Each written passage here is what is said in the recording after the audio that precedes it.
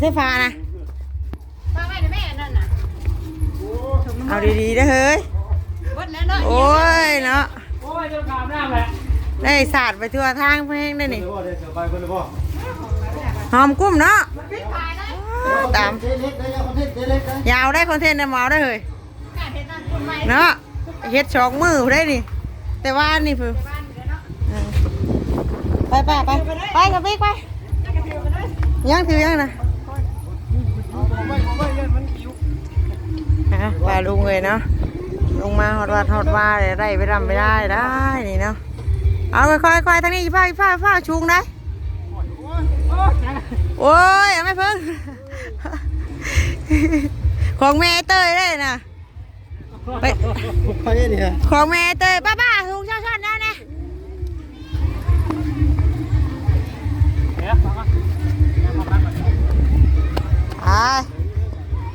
ง่วงสิได้บ่นี่พี่น้องเอ้ยเนาะเพลงกันละมีเพลงมีรำแท้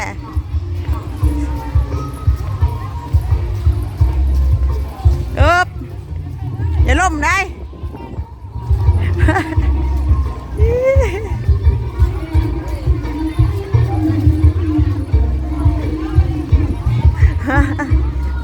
ข้างนี้พี่น้องเลยเนาะมาหอดทางในเดี๋ยวเตรียมกะเกียมไว้อยู่โฮมโพพอดีเลยปลาลุงกันยังเคยนี่น้ำยังหยาดใส่กันขี้นกกันสบายดีมาพี่ดูละเมย์สบายดีดูละโอ้ยดูละเมย์บ่สบายปลาลุงเอ้ยสาวหน่อยบ่สบายดินบุญบ่ม่วนได้แบบนี้นอนไอบนคืนหักอ้วกแตนน่ะไม่ตุ้ยเฮาน่ะไม่ตุ้ยเฮาสิไปพ่อนว่างปลากระเกียมปะกระเกียมปะจองถ่ายไปไงอะมาอันเดียวอันเดียวนะคงแน่จองกันอันเดียวจองเงินเล่าแล้วตู้ไหนไม่ต้องเอาจองง่ายก็ได้อินเขาตกตักตองแกงเขาธรรมดาก็ได้นี่แหละให้ได้มาคันจองง่ายเราเพื่อเขาตักง่ายซ้ำโทษนะเพื่อไทยบ้างนะเอาโทรศัพท์โทรหาแล้วเอาจองแกงมา2-3 อันจองตักมันฮ้อน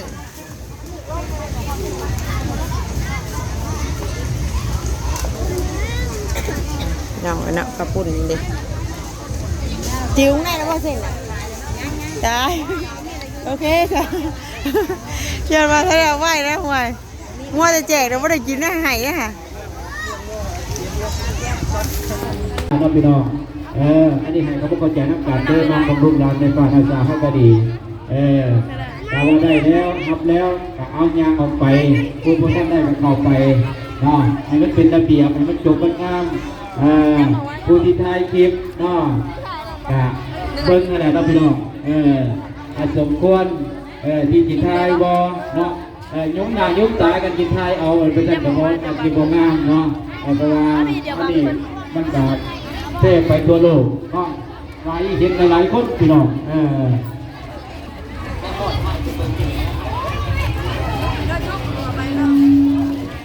ก็เป็นทอดแดนมานี่เพิ่นเป็นทอดแดนมานี่เพิ่นว่าจักยักษ์ตรงนี้ตะกี้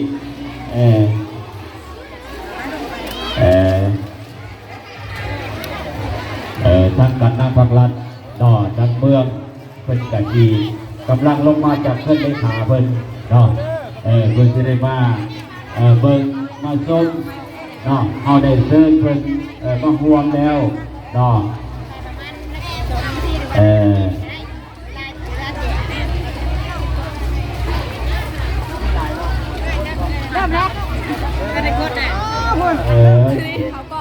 พักการรับเพิ่นมาจากเมืองนี่ก็มีหลายเลยพี่น้องมีหลายคณะมีหลายปีเนาะมีหลายห้องต่าง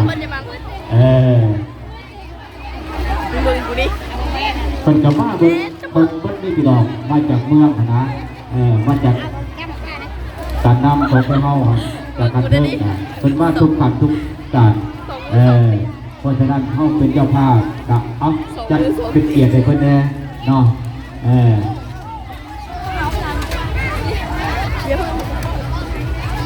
คนหลายตะกี้เป็นกาวาเป็นท่านแท้เนาะโอ้คนหลาย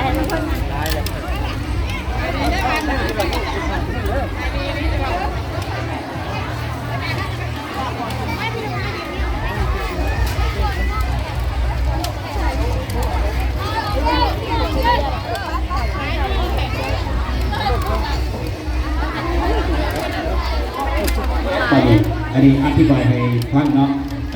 ทันทีการนับเพิ่นนั่งอยู่ทั้งปีอันหน้ามาทั้งปีมันพูดฟ้อนมันมาฮ้อนแดดก่อนนี้อันนี้ก็เอาพิจารณาเป็นน้ำกันเนาะเห็นสมควรแบบไหนเหมาะสมแบบไหนขนาดเอาไปนั่นเนาะอดเอาไปนั่นเนาะบุญบันเฮาเด็กๆกันจับเนาะอันนี้เขาดับฟังมาเด้ออันนี้เจ๊การให้เพิ่นว่าทางการนับของเมืองนี้เป็นทันนาไปทางสระห้องทางทันนาไปทั้งคนจะได้ทอดอยู่ที่นั่นได้กว่าเด้อทอดให้เพิ่นเบิ่งให้เพิ่นต้มอยู่ทั้งคนเพิ่นทันนาไปทั้งคนตรงนั้นเลยทั้งเขาเจ๊กันจะได้เบิ่งทั้งที่เจ้าเพิ่นนั่นทั้งการนั่งผมทำเพิ่มเพิ่นก็จะได้นั่งใกล้นี้ทันนาไปเบิ่งที่เจ้าทอดเนาะเข้าใจกันสามกันเนาะกันที่บริวารไร้โอกาสในการนี้ก็ไปก็มากก็ว่าแต่ก็เก่าบางคนแต่ที่รักข้างปริญญาเยอะที่เราว่าพิพาทกันเลยปริญญาที่เราเริ่มก่อนคือเอาอเมริกาสุขบังไทยประจำปีเนาะ2026พี่น้องอันกาเก็ตเด้อพี่น้องเด้อเพราะว่าวันอาคดีเขานี่ก็มี8รายการสำหรับเนาะใน8รายการนี่ก็จะได้อดเอาพี่น้องเพราะว่ายิงใส่บอลเขาตั้งกองบุญเนาะแต่ยิงใส่บอลตั้งทามใส่เขาเนาะเพื่อให้การนำผักหลักการเติมขันสูงของเมืองเป็นประเพณีมารวมเป็นสักกี่ปีอันในงานประเพณีหรือว่าบุญประเพณีของบรรพในเขานี่แหละพี่น้องเนาะก็แต่รายการนี้ก็เอารายการละ10 นาทีเนาะกับบริษัทกับพี่น้องเนาะยังสำเร็จได้เป็นรายการแล้วเขาก็จะได้เข้าสู่พิธีทางด้านศาสนาหรือว่าให้โฮสต์ให้บวชต่อไปเนาะท่านจังหวะอีไซเดอร์ทุกคนกรรมการเขาจัดสถานที่เนาะวันนี้ก็มีทั้งการนำขันเทิงก็คือท่านโพไซอินทวงศาประธานปกครองเมืองหรือว่าท่านศรีวิไลจุลิโยหอประธานปกครองเมืองคนก็จะได้มาร่วมพิธีตึงชมศิลปะวรรณคดีสาวบ้านโคกใหญ่นอกโอ้ยสอบมาเฉลิมฉลองระยะหลายวันเนาะที่เป็นอย่างไรสิมวนบอหรือว่าบอมวนกับที่เห็นกันแท้ๆไม่ดีเนาะอันนี้กับประชาพันธ์เพิ่งทางด้านโฮมทานเนาะโฮมทานเฮาเดอร์ก็จะให้เข้าไปแยกกันเนาะเอาแล้วกันย้ำออกเนาะจะนอนเพราะว่าเอาแล้วนั่งพอแล้วเนาะถ้าเราเป็นไปได้จะขออนุญาตทางโฮมทานอื่นเนาะโฮมทานในพอทานได้แจกอยากให้โจกไว้หน่อยนึงเนาะจะได้การนำพากันเชิงมาเปิดโอ้สับสนเนาะเพราะว่าพี่น้องมาจากบ้านไกลที่ได้ใส่สลากหรือว่าแขกทั้งไกลทั้งตะลืนมาในวันในงานเฮาโอ้ยบ้านเฮาขยากกันไปเบิ่งกันไปพี่น้องนะมันจบมันงามเรียกห้องเพลงประดับพี่ป้านาสาวหรือว่าสาวบ้านโคกในเฮาจะให้ครอบเรียนนากันคอยไปคอยเห็นคอยไปคอยดินคอยมวนนะมันนี่มวนมัดเมื่อวันนี้เป็นสมความลำเนาะจะเป็นลำเรื่องเนาะแต่ละข้าพเจ้าจะประทานพันธ์เพลงประดาให้น้องป้องกันเฮาเด้ออยู่มุมใดเจใดจัดเปิดให้มันละเอียดเนาะรถน้ำพานะพวกอะไรนี่เป็นรถจักรบนทางให้เอาเขาเนาะยกเว้นแต่ว่าผู้สำนักอันเป็นที่เข้ามาเห็นหน้าที่เขานี่แหละพี่น้องเนาะเป็นยกเว้นเนาะชาวบ้านเป็นชาวนุ่นใต้ประกันหรือว่าชาวบ้านเอารถจักรเข้ามาเรือไม่ค่าเศร้าใครนะอยู่ทางเบื้องพอแจกเขาเรือโคโค่พุ่นเนาะยันออกไม่นึงเนาะจะน้อยทางไอ้น้องป้องกันอะไรก็บ่อยากไปทะเลคลายแล้วก็บ่อยากออกเนาะก็บ่ได้เลยพี่น้องเพื่อให้มันสำเร็จหน้าที่ทางด้านศาสนาแล้วโมเลกจะคอยคลายพี่น้องเนาะ อันนี้เขาว่าเห็ดใจเย็นไว้เนาะคอยเย็นคอยไปเนาะนับง่ายใจเบอร์คอยเยอะทางน้องป้องกันเฮาแต่ละจูแต่ละมองเนาะก็จะให้เบิ้งเนาะพอบอกก็บอกมาแล้วเนาะมีปานาสาวบุญมาร่วมในงานหรือว่ามาค้าขายในงานประเพณีหรือว่าบุญบังไฟบังกงไงเนาะอันนี้กับพนักงานเพลงบรรดาบังไฟเนาะบังไฟดีการที่ว่าที่ได้ให้จูได้ต้องติดต่อพ่อพันธุ์มาทางอนุกรรมการว่ามันเหมาะบ่หรือว่าบ่เหมาะถ้าว่าเหมาะก็จะให้จูดบ่เหมาะก็สิบ่ได้ให้จูดเนาะเพราะว่าจูดบังไฟนี่ก็ระยะห่างบังไฟกับคนอยู่เนาะกำลังเจ้านี่กระทั่งห้องในบ้านคงแอกเป็นก็ได้ประชาสัมพันธ์ไปแล้วว่าบังไฟนี่ให้จูดระยะห่างคนประมาณ30 เมตรเนาะหรือว่าในการชมในการเบิ้งบนบังไฟเนาะบ่อยากให้ใกล้ย้อนว่าเป็นนั้นบ่ให้ใกล้ด้านมันแตกเนาะถ้าว่ามันแตกแล้วมันก็สิไปถือบุคคลใดคนหนึ่งหรือว่าถือคนใดคนหนึ่งเนาะมันก็สิบ่ดีเนาะประธานทางว่าอนุกรรมการเฮาหรือว่าน้องป้องกันเนาะ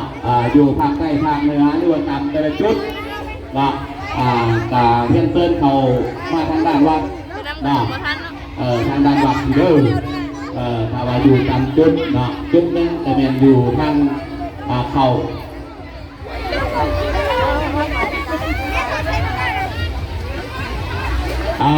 อันนี้กระทั่งศิลวัตใหญ่เพิ่นก็จะให้ขน้อยประชาสัมพันธ์โจมพาเข่าเด้อเป็นอนุกรรมการอยู่ในโจมพาเข่าเนาะเพื่อนักแสดงเฮาได้อยู่ได้กินหรือว่าญาติพี่น้องมาจากบ้านไกลเนาะการณาเล่นเต้นทั้งอนุกรรมการเนาะอนุกรรมการเฮาอยู่วงใดหรือว่าเจ้าภาพ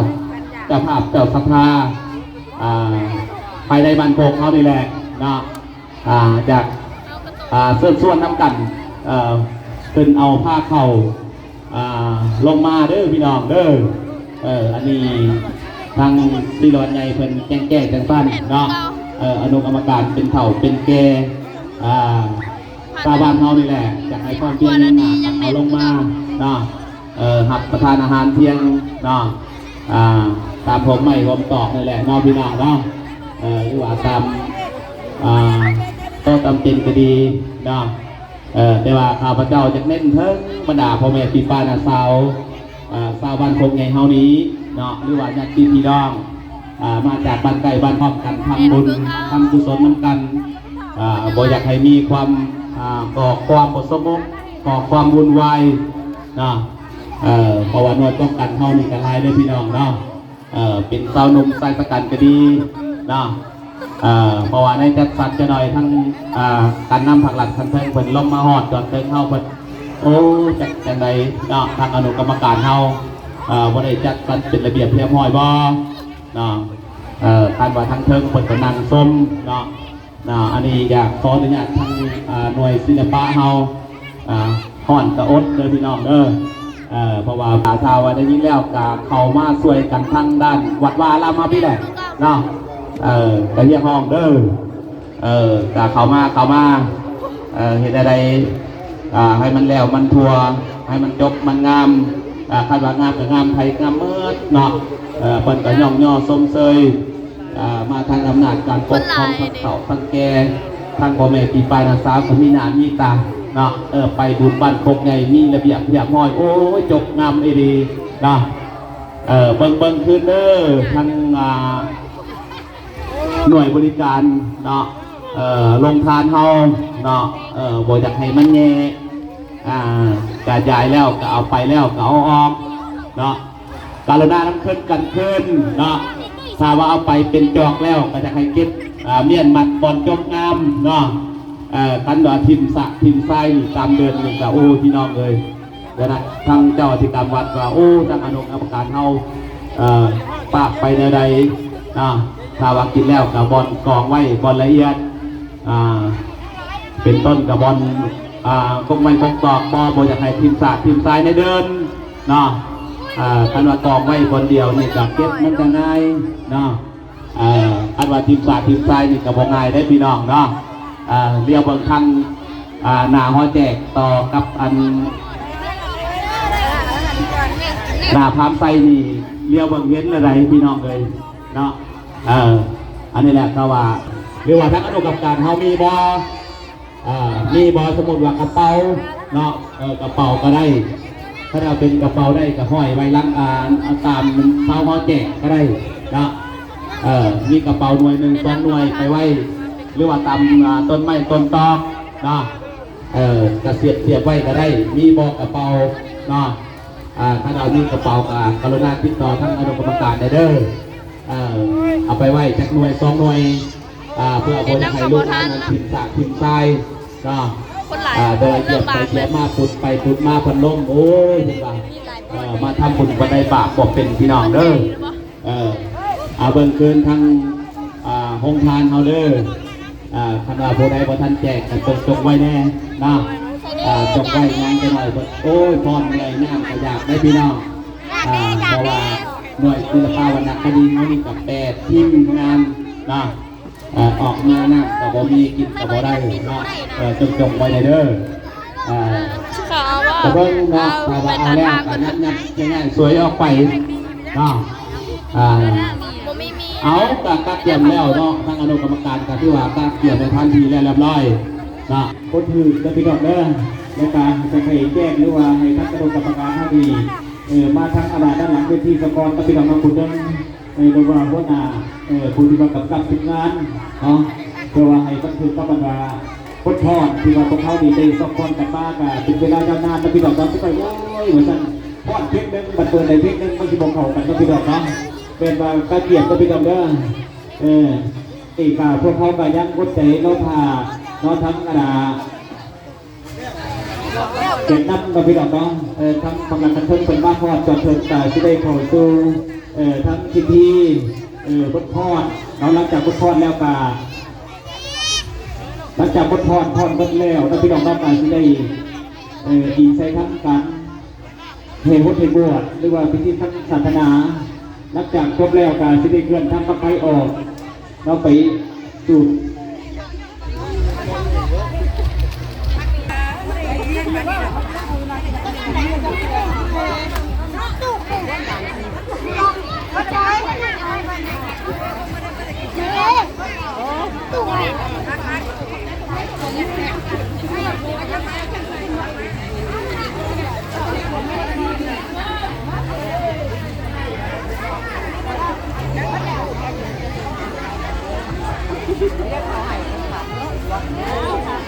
แล้วก็ขอประชาสัมพันธ์นาดาถึงนาดาพี่น้องลูกหลานพุทธิวาบ้าบุญตาปักไปแล้วให้บรรลุทะเบียนหรือว่าบ้านลงได้ซื้อน้องเงินลอยสักคนจะพี่น้องได้เพราะว่าปักไปของพวกเขาดีทีนี้ยังขาดอยู่3 ปังทียังคนทันได้บ้างลงไล่ซื้อหรือว่าบรรลุทะเบียนจะพี่น้องน้องยังหาเจ้าของปักไปยังบ่ทันได้พ่อถ้าได้ยินแล้วก็กรุณาขอบ้านทั้งปักไปหรือพี่น้องได้เจ้าของปักไปเราจะขาดอยู่3 ปังถ้าผู้ใดเอาไปแล้วนี่เราผู้ทราบไปแล้วยังคนทันได้มาแจ้งทั้งกระดูกกรรมการเท่ากับขอเส้นก็ทั้งอาดาหน้าพับไส้เลยพี่น้องได้เนาะก็ท่านได้กล่าวพวกพี่ได้ชื่อได้กล่าวเป็นสิ่งที่ได้ให้ขึ้นหางได้พี่น้องได้เพราะว่าทั้งยิงไปทั้งขอบันทึกตกลงของทั้งคณะปกครองกับพี่น้องบ้านเพิ่นก็ได้แจ้งการมาบางไฟพวกนี้ได้ชื่อดิเมนที่ไม่ได้ขึ้นหางแสดงแล้วผู้ที่มาผู้ทราบไปแล้วจะให้มาแจ้งทั้งกระดูกกรรมการอีกเช่นเดิมเราประชาสัมพันธ์ได้พี่น้องได้